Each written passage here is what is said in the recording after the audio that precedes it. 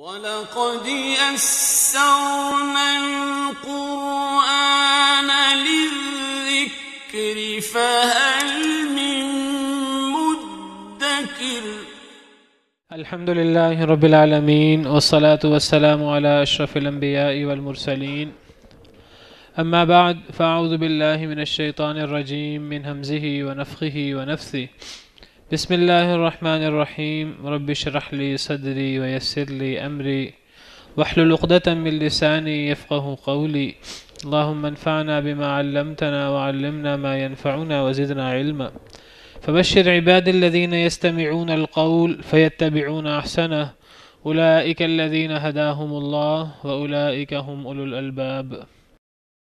فلما بلغ معه السعي قال يا بني إني أرى في المنام أني أذبحك فانظر ماذا ترى قال يا أبت افعل ما تؤمر ستجدني إن شاء الله من الصابرين فلما أسلما وتله للجبين وناديناه أن يا إبراهيم قد صدقت الرؤيا إنا كذلك نجزي المحسنين إن هذا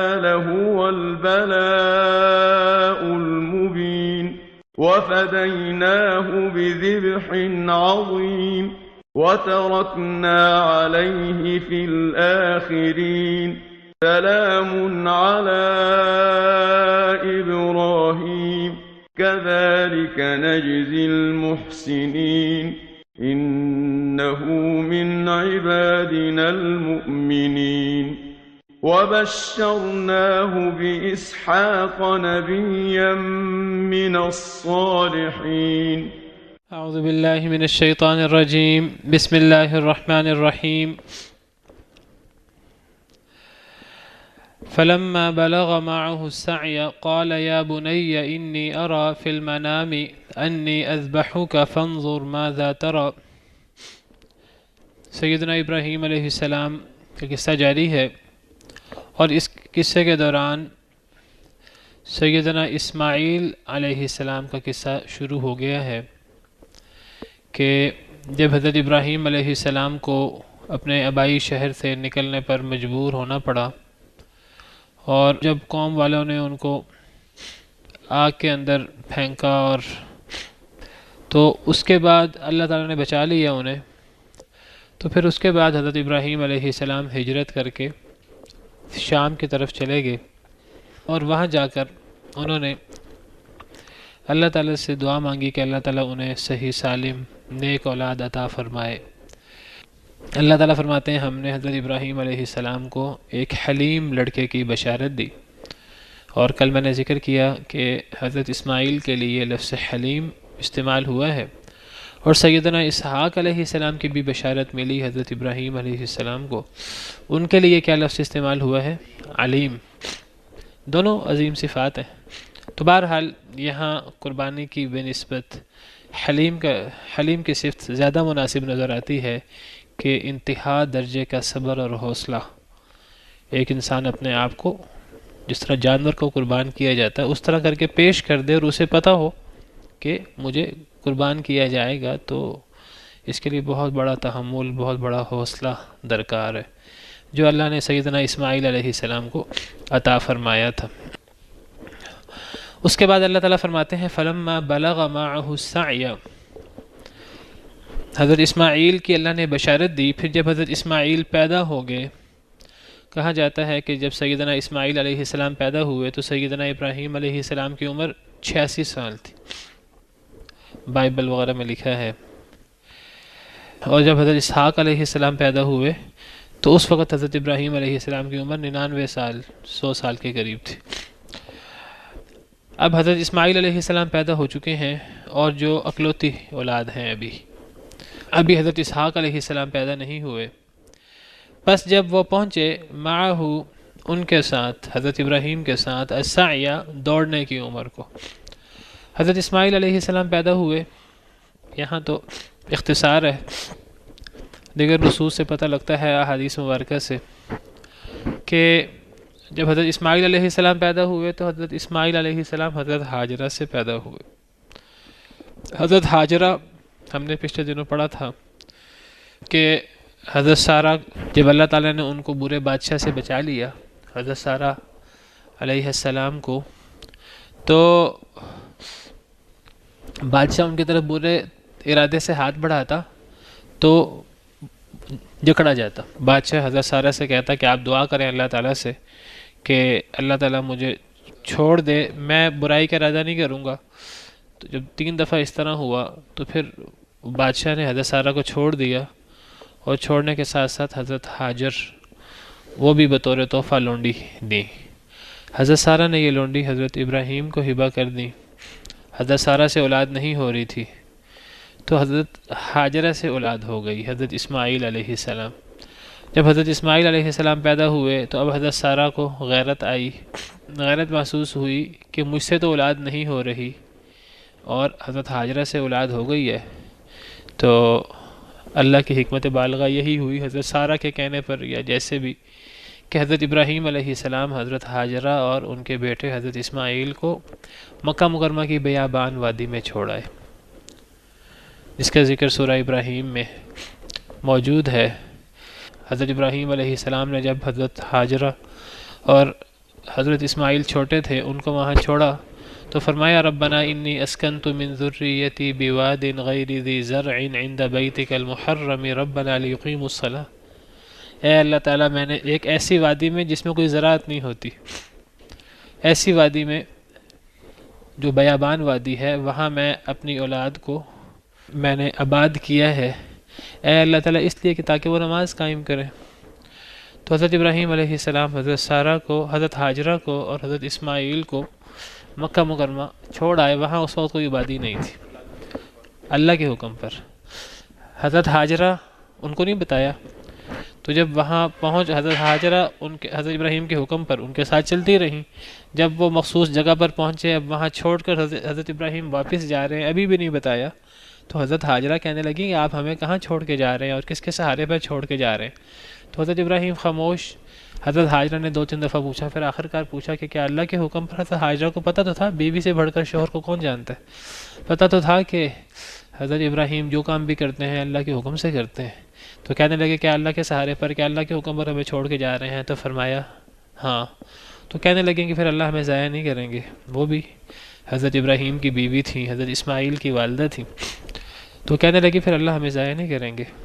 تو بہرحال آگے پھر وہاں کوئی لوگ بھی نہیں تھے، پھر حضرت اسماعیل کچھ دیر دودھ پیتے رہے، پھر اب خوراک نہیں تھی، پانی نہیں تھا، اب حضرت ہاجرہ کو دودھ نہیں آ رہا تھا، تو اب نہ دودھ ہے اور نہ پانی ہے۔ حضرت اسماعیل جو ہیں بچے ہیں بلک رہے ہیں، اور پھر وہ زمزم جاری ہوا، اور پھر جب وہاں زمزم جاری ہوا اور پھر وہاں پرندے آئے، اور جب دور سے گزرنے والے قافلوں نے دیکھا کہ یہاں پرندے ہیں تو پھر وہ آئے اور دیکھا کہ یہاں پانی ہے، تو وہ بدو لوگ تھے، وہ پھر پانی کو دیکھ کر وہاں آباد ہو گئے، قبیلہ بنی جرہم کے۔ اور اس طرح کر کے حضرت ہاجرہ اور حضرت اسماعیل وہاں، حضرت اسماعیل پلے بڑھے جرہم۔ اب حضرت ابراہیم علیہ السلام تو شام میں تھے، وہاں اللہ تعالیٰ نے حضرت اسحاق کی بھی بشارت دے دی، اور حضرت اسحاق علیہ السلام حضرت سارہ سے پیدا ہو گئے، حضرت سارہ کی غیرت بھی ختم ہو گئی۔ اب حضرت ابراہیم حضرت سارہ اور حضرت اسحاق کے ساتھ شام میں، اور سیدنا اسماعیل علیہ السلام جو ہیں وہ حضرت ہاجرہ کے ساتھ مکہ مکرمہ میں ہے۔ حضرت ابراہیم علیہ السلام ملنے آتے جاتے رہتے تھے، حضرت اسماعیل علیہ السلام حضرت سارہ کے ساتھ وہیں تھے مکہ مکرمہ میں۔ تو حضرت ابراہیم علیہ السلام کو حکم ہوا، یہ جس کا اب یہاں ذکر آ رہا ہے۔ حضرت اسماعیل علیہ السلام اب جب دوڑنے کی عمر کو پہنچے، جوان ہو گئے، دوڑنے کی عمر کو پہنچے، 12-13 سال کی عمر، ایسی عمر جس میں بیٹا باپ کے ساتھ مل کر کوئی مدد کر سکتا ہے، کوئی ہاتھ بٹا سکتا ہے۔ تو جب حضرت اسماعیل علیہ السلام اس عمر کو پہنچے، فلما بلغ معه السعی، بس جب پہنچے ان کے ساتھ دوڑنے کی عمر کو، قال یا بنیہ، تو حضرت ابراہیم علیہ السلام نے فرمایا اے میرے پیارے بیٹے، یا بنیہ، تو یہ بنیہ یہ ابن سے تصغیر ہے، بنیہ اصل میں بنیون ہے، ابن سے تصغیر بنیون، تو بنی کہتے ہیں چھوٹے بیٹے کو، تصغیر ہے، تصغیر میں چھوٹے ہونے کا معنی ہوتا ہے۔ تو اب حضرت اسماعیل تو بڑے بیٹے تھے، تو یہ بعض دفعہ جب کسی کو تصغیر کے ساتھ پکارتے ہیں تو اس سے کسی کو حقیقتاً چھوٹا کہہ کے پکارنا مقصود ہوتا ہے، بعض دفعہ شفقت سے کسی کو پکارنا ہو تو تصغیر کے ساتھ پکارتے ہیں۔ تو یا بنیہ اے میرے چھوٹے بیٹے، یہ تو لفظی معنی ہے، با محاورہ مطلب ہے اے میرے پیارے بیٹے۔ تو حضرت ابراہیم نے فرمایا اے میرے پیارے بیٹے، انی ارا فی المنامی، بے شک میں دیکھتا ہوں خواب میں، انی اذبحک، کہ بے شک میں تجھے ذبح کر رہا ہوں، فانظر ماذا ترا، بس دیکھ تو کیا دیکھتا ہے، دیکھ اس بارے میں تیری کیا رائے ہے۔ حضرت ابراہیم علیہ السلام نے حضرت اسماعیل کے سامنے اپنا خواب رکھا اور کہا میں نے خواب میں اپنے آپ کو تمہیں ذبح کرتے دیکھا ہے، اب تم کیا کہتے ہو۔ پہلی بات تو یہ کہ نبیوں کا خواب وہ بھی وحی ہوتا ہے، صرف نبیوں کا خواب وحی نہیں ہوتا۔ سیدنا ابن عباس رضی اللہ عنہ فرماتے ہیں کہ نبی کا خواب وحی کے قبیل سے ہوتا ہے، نبی کا خواب سچا ہوتا ہے، اور صرف نبی کا خواب ہی وحی نہیں ہوتا، بلکہ اگر نبی کسی کے دیکھے کی خواب کی تعبیر کر دیں تو وہ خواب کی تعبیر وہ وحی بن جاتی ہے، چاہے وہ خواب نبی نے خود نہ دیکھا ہو، وہ خواب کسی اور نے دیکھا ہو، وہ کوئی اور نبی کا صحابی بھی ہو سکتا ہے، وعلیکم السلام ورحمۃ اللہ وبرکاتہ، نبی کا صحابی بھی ہو سکتا ہے، اور وہ خواب دیکھنے والا کوئی مخالف اور کوئی کافر بھی ہو سکتا ہے۔ نبی کسی مسلمان کے دیکھے ہوئے خواب کی تعبیر کر دے یا کسی کافر کے دیکھے ہوئے خواب کی تعبیر کر دے تو نبی کی تعبیر بھی وہی ہوتی ہے۔ نبی کی جب تعبیر بھی وہی ہوتی ہے تو نبی کا خواب تو بالاولیٰ وہی ہوا، نبی کا اپنا دیکھا ہوا خواب، اور یہ اس کی بہت بڑی دلیل ہے۔ حضرت ابراہیم علیہ السلام نے اسے اللہ کی وحی سمجھا، اللہ کا حکم سمجھا، اسے صرف خواب نہیں سمجھا، اسے اللہ کی وحی سمجھا ہے، اور سمجھا ہے کہ اللہ مجھے حکم دے رہے ہیں کہ میں اپنے بیٹے کو اللہ کے راستے میں ذبح کروں۔ ایک آزمائش تھی جو اللہ نے حضرت ابراہیم علیہ السلام کی۔ حضرت ابراہیم اپنی جان کی قربانی تو پہلے پیش کر چکے ہیں، اپنے گھر بار اور ہر چیز کی قربانی تو پیش کر چکے ہیں، اپنے آپ کو آگ میں ڈلوانا اور یہ سب چیزیں توحید کے لیے، وہ اللہ نے بچا لیا۔ حضرت ابراہیم نے تو اپنے آپ کو پیش کر دیا تھا تکلیف ترین موت کے لیے، آگ سے جلنے کے لیے اپنے آپ کو پیش کر دیا تھا۔ تو اب ایک اور آزمائش اللہ کی طرف سے۔ تو پہلی بات تو یہ سمجھنے کی کہ جو خواب تھا حضرت ابراہیم علیہ السلام کا یہ وحی تھا۔ جیسے میں نے ذکر کیا کہ نبی کا خواب بھی وحی ہوتا ہے، بلکہ نبی اگر کسی کے دیکھے ہوئے خواب کی تعبیر کر دے وہ بھی وحی ہوتا ہے، وہ بھی وحی ہوتی ہے۔ اس کی دلیل کیا ہے؟ حضرت یوسف علیہ السلام جب جیل میں گئے تو ان کے ساتھ دو لوگ بھی جیل میں داخل ہوئے، وَدَخَلَ مَعَهُ السِّجْنَ فَتَيَانِ سورہ یوسف میں ہے۔ تو ان دو قیدیوں نے جو حضرت یوسف کے ساتھ جیل میں داخل ہوئے تھے تو انہوں نے دیکھا کہ حضرت یوسف علیہ السلام نیک شخص ہیں۔ ایک انسان کی نیکی کا پتہ لگ جاتا ہے، اور نیک شخص وہ ہے کہ جس کو دیکھ کر اللہ یاد آ جائے۔ نیک شخص وہ نہیں ہوتا جس کو بتانا پڑے کہ میں نیک ہوں، دوسرے شخص کو اسے کوئی باور کرانا پڑے، نیک شخص کی نیکی واضح ہو جاتی ہے۔ تو جب انہوں نے دیکھا کہ حضرت یوسف علیہ السلام نیک شخص ہیں، انہوں نے خواب دیکھا، تو انہوں نے کہا کہ ممکن ہے یہ ہمیں تعبیر بتا سکے۔ تو انہوں نے اپنا خواب، وہ دونوں مسلمان نہیں تھے، انہوں نے اپنا خواب حضرت یوسف کے سامنے پیش کیا۔ حضرت یوسف نے خواب کی تعبیر کرنے سے پہلے انہیں توحید کی دعوت دی، اپنا تعارف کروایا کہ میں کوئی عام شخصیت نہیں ہوں، میں حضرت ابراہیم، حضرت اسماعیل، حضرت اسحاق، حضرت یعقوب، میں ان کی اولاد میں سے ہوں اور میں انہی کے پیروکار ہوں، اور میں تمہیں خواب کی تعبیر بیان کرنے سے پہلے کھانا آنے سے پہلے تعبیر بیان کر دوں گا، لیکن میں تعبیر سے پہلے تمہیں ایک دعوت دینا چاہتا ہوں۔ تو حضرت یوسف نے دعوت دی کہ کیا زیادہ معبود بہتر ہے کہ ایک اللہ بہتر ہے۔ جب وہ دعوت دی تو دعوت کے بعد پھر خواب کی تعبیر بھی پیش کر دی۔ خواب کی تعبیر یہ پیش کی کہ یا صاحبی السجن اما احدکما فیسقی ربہ خمرا، تم میں سے ایک شخص دوبارہ اپنے مالک کو شراب پلاتا رہے گا۔ ایک شخص نے خواب دیکھا تھا کہ میں شراب کشید رہا ہوں، اور دوسرے نے خواب دیکھا تھا کہ میرے سر کے اوپر ٹوکری ہے تو اس سے جو ہے وہ پرندے کھا رہے۔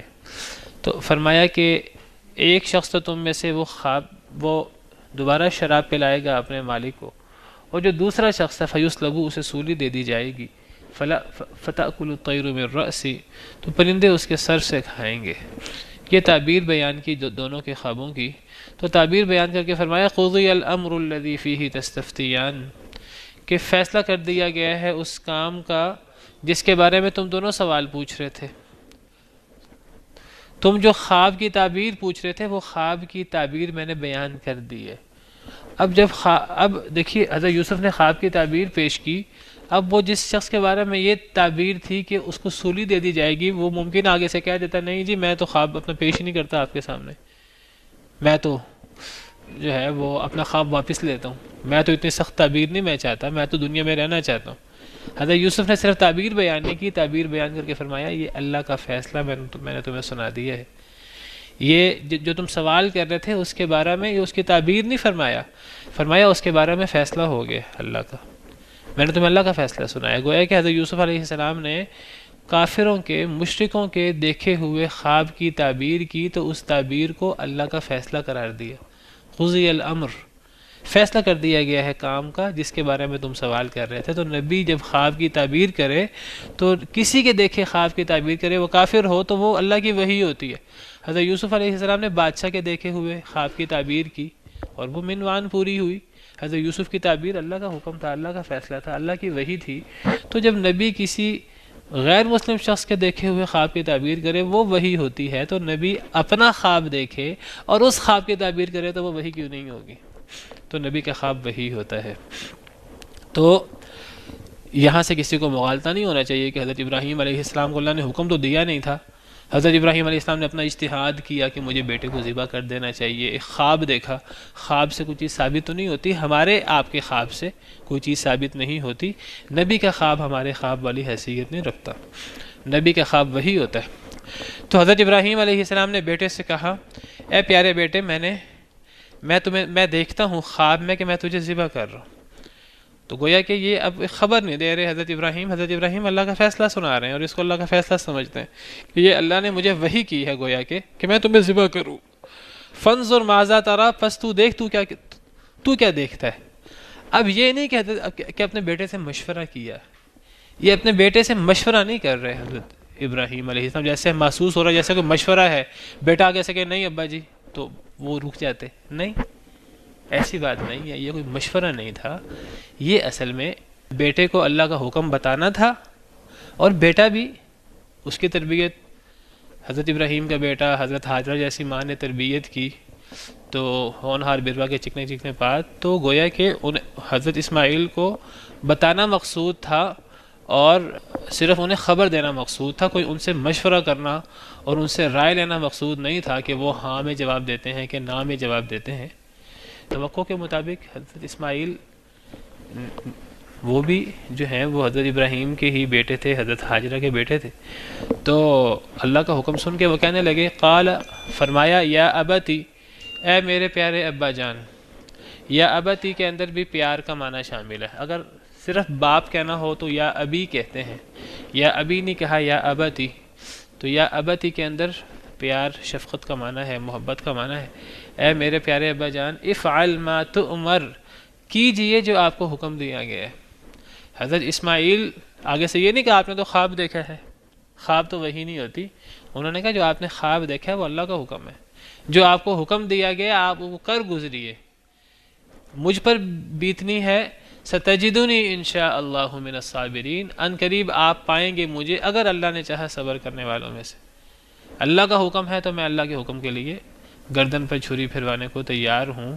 یہ نہیں فرمایا کہ آپ مجھے صبر کرنے والا پائیں گے، اپنے ایمان پر اپنے صبر پر بھروسہ نہیں کیا، اس کی نسبت پہ اللہ کی طرف کی، ان قریب آپ مجھے پائیں گے اگر اللہ نے چاہا، اگر اللہ نے میری مدد کی تو آپ مجھے صبر کرنے والا پائیں گے۔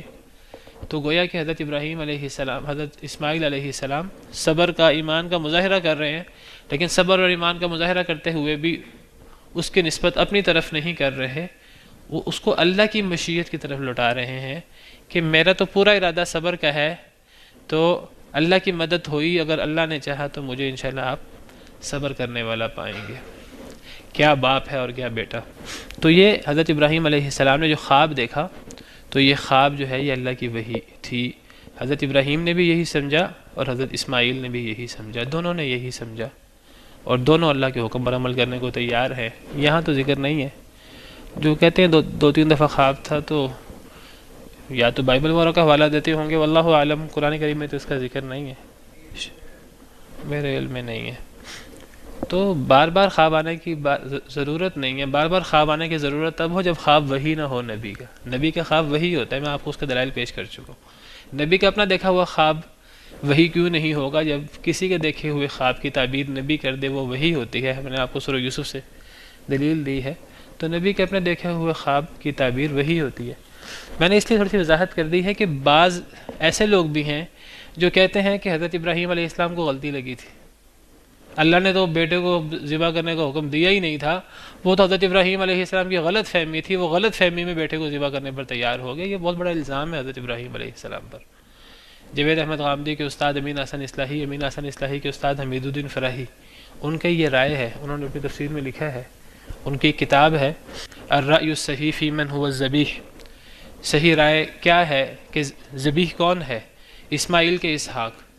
وہ اس میں یہی کہتے ہیں کہ وہ ذبیح اسماعیل ہے، لیکن وہ کہتے ہیں کہ وہ جو حضرت اسماعیل کو ہی ذبح کرنے کی ساری کارروائی ہوئی تھی۔ انہوں نے اس کے 7 دلائل ہماری شریعت سے پیش کیے ہیں اور 7 دلائل بائبل سے پیش کیے ہیں کہ وہ حضرت اسماعیل علیہ السلام تھے۔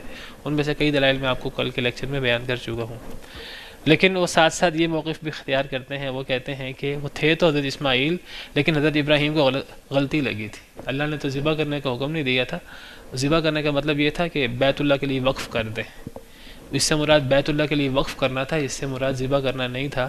حضرت ابراہیم کو غلطی لگی تھی، لیکن جب حضرت ابراہیم علیہ السلام کو جو غلطی لگی تو وہ انہوں نے اس پر بھی عمل کر دکھایا، تو اللہ تعالیٰ نے حضرت ابراہیم علیہ السلام کی تعریف کی، جس کا آگے ذکر آ رہا ہے۔ یہ بالکل غلط موقف ہے۔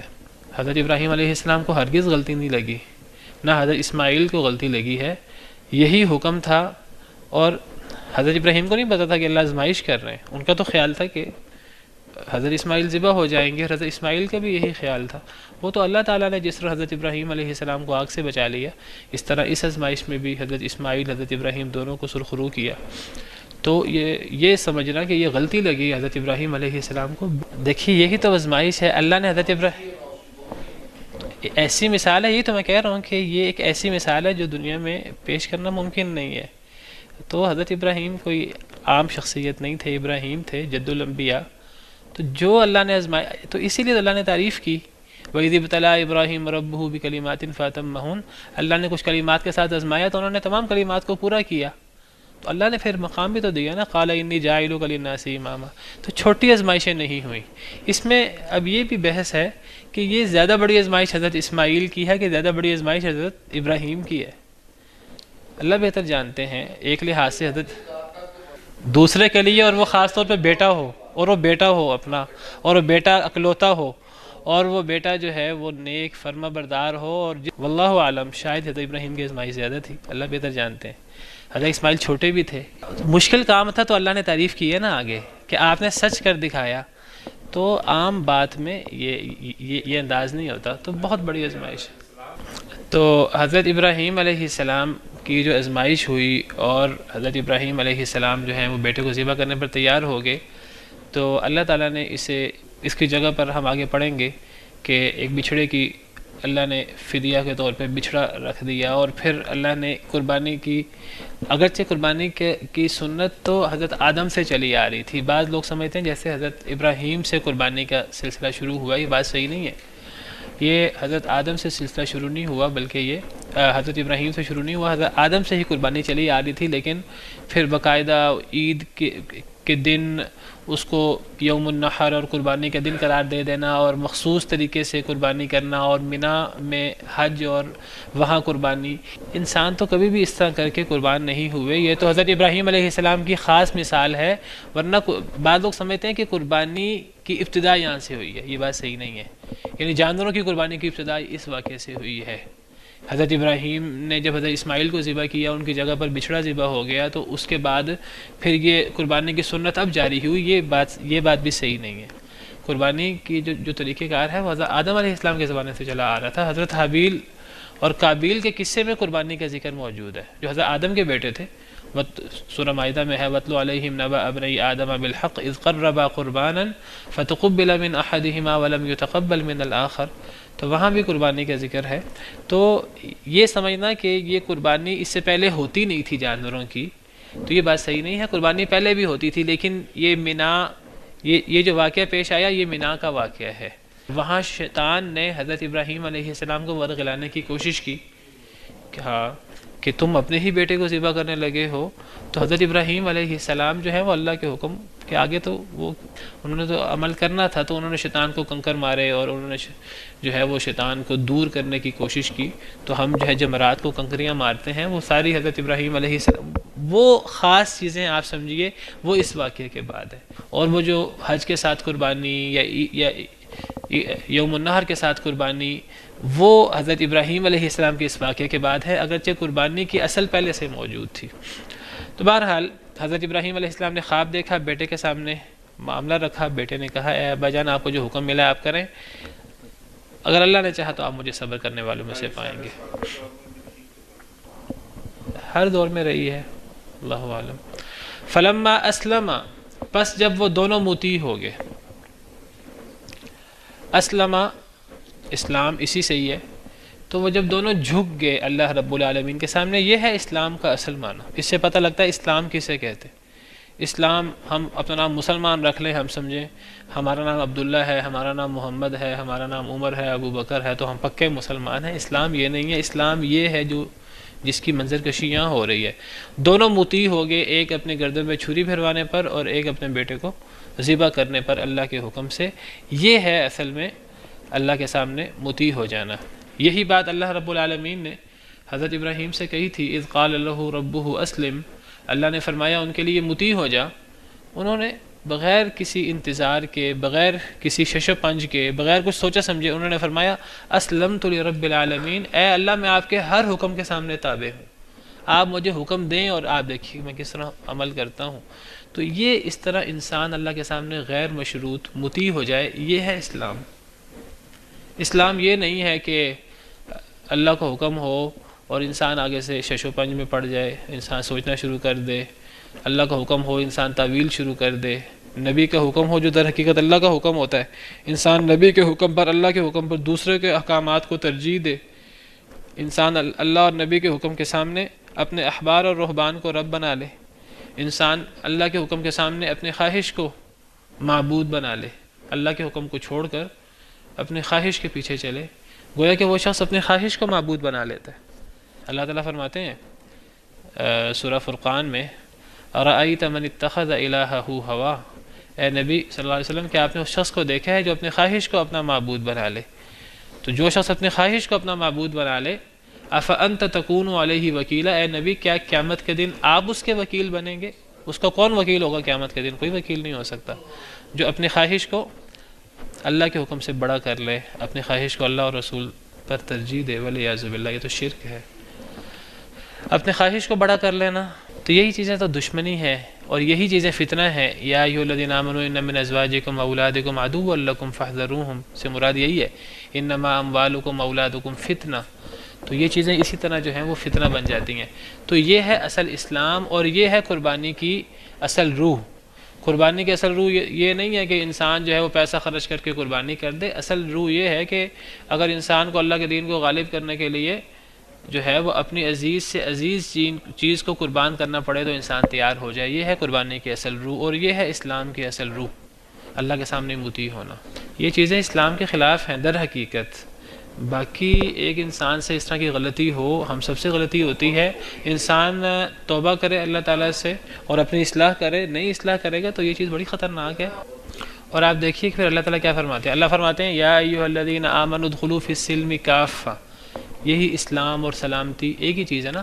اللہ تعالیٰ فرماتے ہیں یہ نہیں کہ میری بعض باتیں مان لو، ایک حکم مان لو، دو حکم مان لو، اے ایمان والو سلامتی میں پورے کے پورے داخل ہو جاؤ، یعنی اللہ کی 100% باتیں مانو، جو اللہ کا حکم ہے ساری مانو۔ انسان کہ جی میں آدھی مان لوں گا، آدھی باتیں جو ہے نا وہ مجھ سے نہیں مانی جاتی، مجھ سے نہیں عمل ہوتا، مجھ سے 90 باتوں پہ عمل ہوتا ہے، 10 باتوں پہ عمل نہیں ہوتا، 99 باتوں پہ عمل ہوتا ہے، ایک بات پہ عمل نہیں ہوتا، یہ اسلام نہیں ہے۔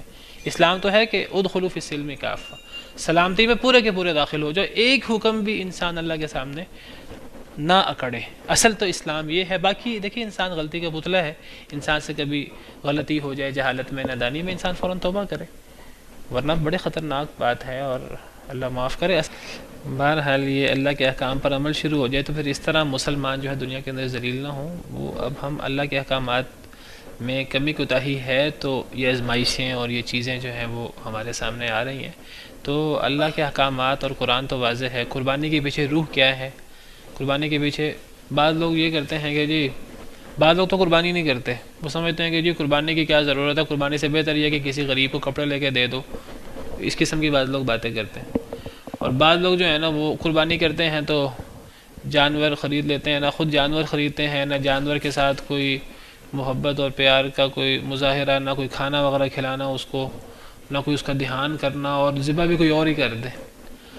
بعض لوگ ذبح خود اگر کرنے پر تیار بھی ہو جائیں تو وہ کیفیت اور وہ روحانیت پیدا نہیں ہوتی جو قربانی کا اصل مقصد ہے۔ تو قربانی کا اصل مقصد تو جو یہاں پیش ہوا ہے وہ ہے قربانی کا اصل مقصد کہ مجھے اگر اپنا مال و اسباب، اپنا کوئی عزیز چیز، اولاد، اپنے رشتہ دار اور اپنا آپ اگر مجھے پیش کرنا پڑا تو میں اللہ کے حضور پیش کروں گا اور میں کتراؤں گا نہیں۔ یہ ہے قربانی کا اصل مقصد جو قربانی کرتے وقت ذہن میں ہونا چاہیے۔ تو یہ چیز پیدا ہو جائے اور اسلام کی جو روح ہے وہ اللہ کے سامنے جھک جانا، اللہ کے سامنے اپنے آپ کو جھکا لینا، اللہ کے ہر حکم کے سامنے، چاہے وہ کتنا ہی مشکل کیوں نہ ہو، تو اللہ کے ہر حکم کے سامنے جھک جانا۔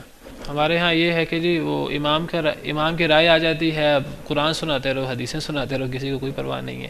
لیکن وہ یہ کہ وہ نہیں، دیکھیے اللہ ماشاء اللہ، لیکن اکثر لوگوں کے ذہنوں میں یہ روح نہیں ہوتی قربانی کی۔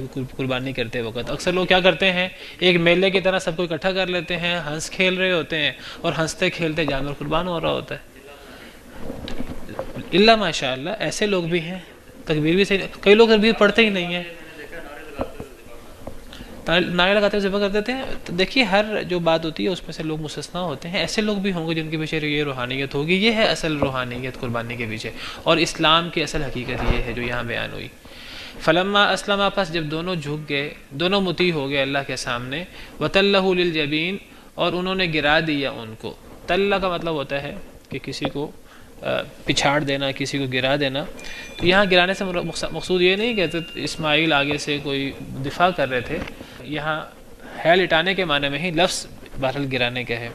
للجبین، جبین چہرے میں ایک پیشانی ہوتی جس کو عربی زبان میں جبہہ کہتے ہیں، پیشانی، اور ایک یہ کن پٹیاں، یہ جو سائیڈ کی جگہ ہیں، یہ 2 جبینیں ہوتی ہیں چہرے پر۔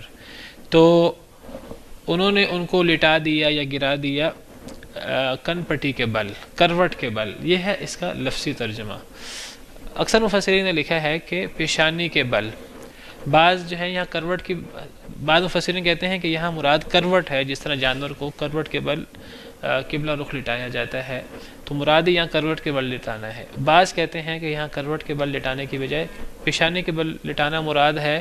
اصل تو دونوں جو ہے وہ کن پٹیوں کو جبین کہہ دیتے ہیں، لیکن وہ کہتے ہیں اصل میں جبین کہتے ہیں بالوں کی اگنے کی جگہ، بال یہاں سے بھی اگتے ہیں، یہاں سے بھی اگتے ہیں، تو بعض دفعہ پیشانی کے لیے جبہہ کی بجائے جبین کا لفظ بھی استعمال ہو جاتا ہے۔ تو اس وجہ سے بعض مفسرین کہتے ہیں کہ یہاں جو ہے وہ پیشانی کے بل لٹانا مراد ہے، اور وہ کہتے ہیں کہ پیشانی کے بل اس لیے لٹایا کہ حضرت اسماعیل نے وصیت کی تھی، یہ حضرت ابراہیم کے ذہن میں آیا کہ باپ کے سامنے میری شکل نہ ہو، یہ نہ ہو کہ ذبح کرتے وقت رحم آ جائے، یا یہ ہے کہ حضرت ابراہیم علیہ السلام نے خود ہی یہ بہتر سمجھا کہ پیشانی کے بل لٹا دیا جائے تاکہ ذبح کرتے وقت بیٹے کا چہرہ جو ہے وہ سامنے نہ ہو. واللہ اعلم. دونوں تفسیریں مفسرین نے کی ہیں. بعض مفسرین کہتے ہیں کہ کروٹ کے بل لٹا دیا کنبٹی کے بل، بعض کہتے ہیں کہ پیشانی کے بل الٹا لٹا دیا. یہاں ذکر نہیں ہے. اصل میں اس قسم کے واقعات میں لوگ کئی چیزیں اضافہ کر دیتے ہیں. اب پٹی کا ذکر قرآن کریم میں تو نہیں ہے، واللہ عالم کہیں اسرائیلیات میں ہو.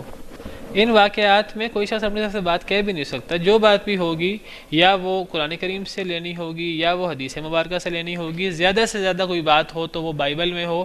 اگر بائبل میں کوئی بات موجود ہے تو بہرحال اس بات پر ہم 100% ایمان نہیں رکھ سکتے، ہم اس کی تکذیب اور تصدیق نہیں کریں گے. نہیں، جو بات بائبل میں ہے وہ بات ذکر کی جا سکتی ہے، کیونکہ حدیث مبارکہ میں ہے حدثوا عن بنی اسرائیل ولا حرج، کہ بنی اسرائیل سے بات پیش کر دیا کرو، اس میں کوئی حرج نہیں ہے. ولکن لا تصدقوہم ولا تکذبوہم، لیکن ان کی بات کی تصدیق یا تکذیب نہ کرو. تو تصدیق یا تکذیب نہیں ہم کر سکتے، لیکن پیش ہو سکتی ہے بات. لیکن قرآن اور حدیث کی بات تو ہمارے لیے حجت ہوتی ہے، وہی ہوتی ہے. تو ایسی چیزیں قرآن و حدیث سے ثابت ہوں تو انہی کو ہی جو ہے یقینی بات سمجھنا چاہیے. اس کے علاوہ کسی بات کو ہم یقینی نہیں کہہ سکتے. تو دونوں مطیع ہو گئے. حضرت ابراہیم علیہ السلام نے حضرت اسماعیل کو کروٹ کے بل یا پیشانی کے بل لٹا دیا. وَنَادَيْنَاهُ أَن يَا إِبْرَاهِيمُ، اور ہم نے پکارا ان کو یہ کہ اے ابراہیم. اب حضرت ابراہیم علیہ السلام نے چھری چلا دی یا چلانے والے تھے. بالکل اب جو ہے وہ آخری مرحلہ شروع ہونے والا تھا. گویا کہ بیٹا بھی تیار ہے اور باپ بھی جو ہے وہ ذبح کرنے پر تیار ہے. تو اس وقت پھر اللہ تعالیٰ نے پکارا، ہم نے پکارا ان کو اَن یا ابراہیم، اے ابراہیم، قد صدقت الرؤیا، تحقیق آپ نے سچ کر دکھایا خواب کو، آپ نے خواب کو سچ کر دکھایا. تو اب یہاں سے پتہ لگا کہ اصل مقصود اللہ کا یہی تھا. جو لوگ یہ سمجھتے ہیں کہ وہ خواب دکھانے سے بیٹے کو ذبح کرنا مقصود ہی نہیں تھا، تو مقصود ہی کچھ اور تھا، حضرت ابراہیم غلط سمجھے. اگر غلط سمجھے ہوتے تو یہاں تعریف نہ ہوتی یہ والی. تو جب اللہ تعالیٰ فرما رہے ہیں آپ نے خواب کو سچ کر دکھایا، کیونکہ اللہ کا مقصود ہی یہ تھا خواب دکھانے سے، وہ خواب وہی تھا. تو جو آپ کو حکم دیا گیا اور بہت بڑی آزمائش تھی، آپ اس بڑی آزمائش پر اور ہر آزمائش پہ آپ پورا اترے. اللہ نے تعریف فرمائی، اِنَّا كَذَلِكَ نَجْزِي الْمُحْسِنِينَ، بے شک اسی طرح ہم بدلہ دیا کرتے ہیں نیکی کرنے والوں کو. یہاں سے پتہ لگتا ہے، میں نے کل بھی اشارہ کیا تھا، کہ یہ ذبح ہونے والے جو ذبح ہوئے نہیں لیکن جن کو یہ سعادت نصیب ہوئی وہ حضرت اسماعیل علیہ السلام تھے. کیسے ثابت ہوا؟ یہودی عیسائی وغیرہ کہتے ہیں حضرت اسحاق علیہ السلام تھے. میں ذکر کر چکا ہوں کہ حضرت اسحاق علیہ السلام کی جب بشارت ملی حضرت ابراہیم علیہ السلام کو، قرآن کریم میں ہے، تو حضرت اسحاق کی اکیلی بشارت نہیں ملی، حضرت اسحاق کے ساتھ یعقوب علیہ السلام کی بشارت ساتھ ملی ہے کہ ان کا بیٹا بھی یعقوب ہوگا. اور یعقوب کا مطلب بھی وہ ہے جس کے پیچھے بہت سارے، جس کی اولاد سے بہت سارے انبیاء ہوں. تو اگر یہ پیشین گوئی ہوتی کہ اسحاق علیہ السلام پیدا ہوں گے اور اسحاق علیہ السلام سے بیٹا یعقوب بھی پیدا ہوگا، اور یہ واقعہ بالکل جوانی کی ابتدا کا ہے جس میں ابھی شادی بھی نہیں ہوتی، تو اگر یہ حضرت اسحاق علیہ السلام ہوتے تو یہاں کوئی آزمائش ہی نہ ہوتی. کیونکہ حضرت اسحاق کو تو حضرت ابراہیم کو خود اور حضرت اسحاق کو بھی پتہ تھا، جب حضرت اسحاق بالکل جوان ہوئے، حضرت ابراہیم کو پتہ تھا حضرت اسحاق کی شادی ہوگی، بڑے ہوں گے، شادی ہوگی، شادی کے بعد اولاد بھی ہوگی. اللہ پیشین گوئی کر چکے تھے، اور اللہ کی باتیں جو ہیں اللہ سے بڑھ کر کس کی بات سچی ہو سکتی ہے. تو یہ دو ٹوک دلیل ہے اس بات کی کہ ذبح ہونے والے حضرت اسحاق نہیں تھے، حضرت اسماعیل تھے. بہت بڑی دلیل ہے. اور میں نے آپ کو کل دوسری دلیل یہ پیش کی تھی، یہ سارے واقعات مینا میں پیش آئے، اور یہ سارے اب ہم مشاعر جو حج کے ہیں جو اس سے متعلق ہیں وہ مینا میں ہیں. حضرت اسحاق تو مینا میں نہیں تھے، حضرت اسحاق تو شام میں تھے، حضرت اسماعیل مینا میں تھے. تو یہ اس بات کی بہت بڑی دلیل ہے کہ یہ سارے واقعات حضرت اسماعیل کے ساتھ پیش آئے. اللہ تعالیٰ فرماتے ہیں اسی طرح ہم جزا دیا کرتے ہیں نیکی کرنے والوں کو. کیا جزا دی اللہ نے نیکی کرنے والوں کو؟ ابھی جزا کا ذکر نہیں ہوا. گویا کہ حضرت ابراہیم علیہ السلام کو یہ جو اتنی بڑی آزمائش پر عمل کی توفیق ملی ہے، یہ بھی اللہ کا انعام ہے. یہاں ابھی اللہ نے جزا ذکر نہیں کی کہ ہم نے اس کی جگہ پر مینڈا جو ہے وہ فدیہ میں دے دیا، اور ہم نے اس آزمائش پر پورا اترنے کی وجہ سے حضرت ابراہیم پر یہ انعام کیا. ابھی اللہ نے انعام کا ذکر تو کیا ہی نہیں. ابھی تو اللہ نے ایک ہی بات کہی ہے کہ اے ابراہیم، جو آپ نے خواب دیکھا، جو آپ کو اللہ کا حکم ہوا، آپ نے سچ کر دکھایا. گویا کہ اللہ کے حکم کو سچ کرنا یہ اللہ کی بہت بڑی نعمت ہے، اس کو نعمت قرار دیا گیا ہے۔ ہم بعض دفعہ سمجھتے ہیں کہ نعمت تو وہ ہے کہ جب ہم اللہ کا کوئی نیکی کریں اللہ کے ساتھ، کوئی ہم تہجد پڑھیں، کوئی ہم قرآن پڑھیں، کوئی ہم بڑا نیک کام کریں تو ہمیں اس کا کوئی انعام ملے، تو وہ انعام اللہ کا انعام ہوگا۔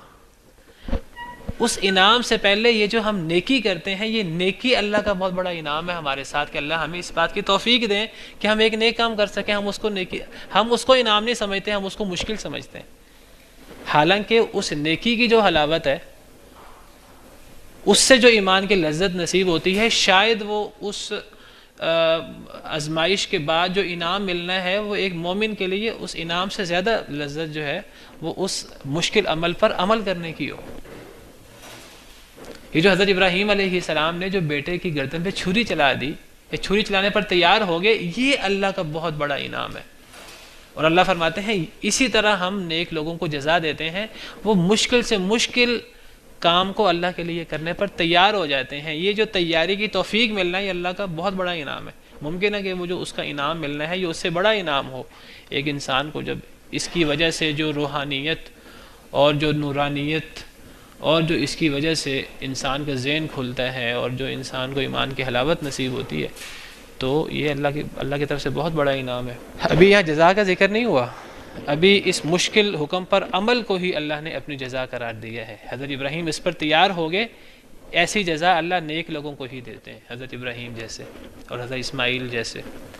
اب اللہ فرما رہے ہیں ان ھذا لہو البلاء المبین، بے شک یہ البتہ یہ بہت بڑی بلا تھی، بہت بڑی آزمائش تھی۔ یہ چھوٹی آزمائش نہیں تھی، جس کو اللہ آزمائش کہیں تو بہرحال وہ تو بہت بڑی آزمائش ہے۔ وَفَدَيْنَاهُ بِذِبْحٍ عَظِيمٍ، یہ ہے اب اس کا بدلہ۔ بدلے کی بات اب آئی ہے، پیچھے ابھی بدلے کی بات نہیں آئی، لیکن اللہ فرما رہے ہیں ہم یہی بدلہ دیا کرتے ہیں نیکی کرنے والوں کو۔ تو وہاں بدلے سے مراد حضرت ابراہیم کا اس کام پر، حضرت اسماعیل کا اس کام پر تیار ہو جانا۔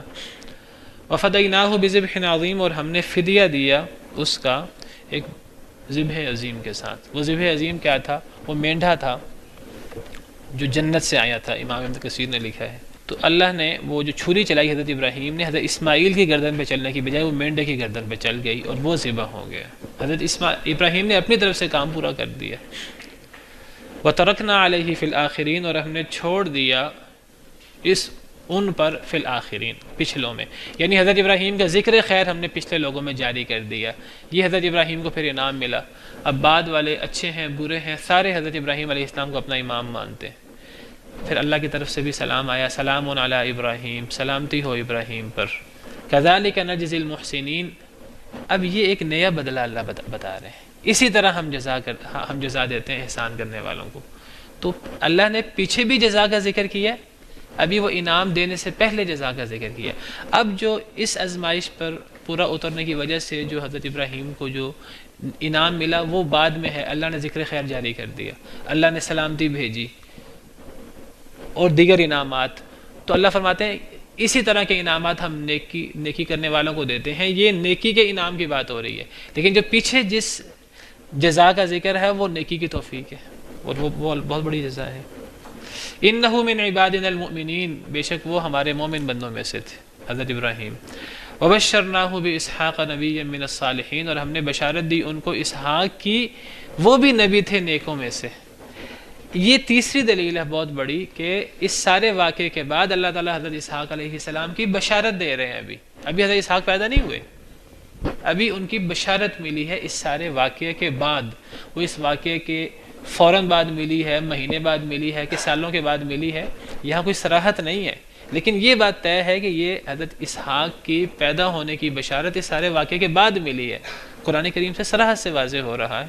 تو یہ کہنا کہ حضرت اسحاق ذبح ہوئے تھے، کہ حضرت اسماعیل ذبح ہوئے تھے، بعض مسلمان مفسرین بھی اس کے قائل ہیں کہ حضرت اسحاق ذبح ہوئے تھے، یہ ان کے بارے میں ذبح کا فیصلہ ہوا تھا۔ امام ابن جریر طبری جو ہیں وہ اس کے قائل ہیں، شاید جو بات پرانے مفسرین اس کے قائل ہیں، ممکن ہے اسرائیلیات کی بعض روایات سے، کیونکہ قرآن کریم میں دو ٹوک صراحت نہیں ہے، لیکن بعض دلائل اتنے دو ٹوک ہیں کہ وہ صراحت کی طرح ہی ہیں جو میں آپ کے سامنے پیش کر رہا ہوں، لیکن بعض مفسرین کو غلطی لگ گئی۔ نہیں، یہ امام ابن جریر طبری کے یہی رائے ہے، اور پرانے تابعین یا تبع تابعین میں سے کئی لوگوں کی یہ رائے ہے امام ابن کثیر والوں نے اس کا پھر خوب رد کیا، خوب دلائل دیے ہیں، تفسیر ابن کثیر پڑھیں تو جو دلائل میں آپ کو پیش کر رہا ہوں یہ امام ابن کثیر نے دلائل پیش کیے ہیں کہ وہ تو دو ٹوک دلائل سے ثابت ہے قرآن کریم سے، اور تورات سے بھی ثابت ہوتا ہے کہ حضرت اسماعیل پہلوٹی کی اولاد تھے، اکلوتی اولاد تھے، اور وہ پہلے پیدا ہوئے ہیں، اسحاق بعد میں پیدا ہوئے ہیں، اور مکہ مکرمہ میں جانے والے اسماعیل علیہ السلام ہیں، اور یہ تمام دلائل، اور یہ بہت بڑی دلیل ہے کہ اس سارے واقعے کے بعد حضرت اسحاق کی بشارت ملی ہے، وہ بھی نبی ہوں گے نیک لوگوں میں سے۔ چلیں باقی انشاءاللہ اس کو کل مکمل کرتے ہیں۔ سبحانک اللہم ربنا وبحمدک اشہد ان لا الہ الا انت استغفرک واتوب اهتدي في رحمه